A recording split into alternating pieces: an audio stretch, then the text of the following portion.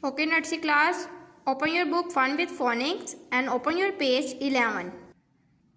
Yes, open this page, page number 11.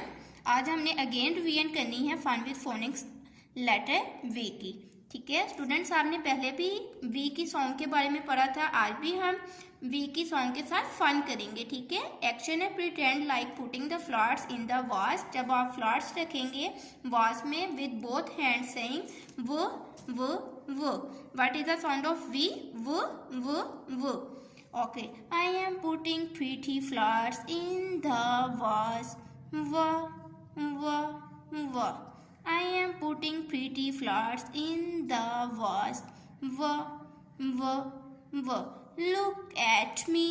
I am putting pretty flowers in the vase. ये देखिए, ये जो girl है ये क्या कर रही है? फ्लावर्स रख रही है वास में और दोनों हाथों से क्या कह रही है? वो। स्टूडेंट्स, आपने अच्छी तरह वी की सॉन्ग लर्न करनी है। ओके।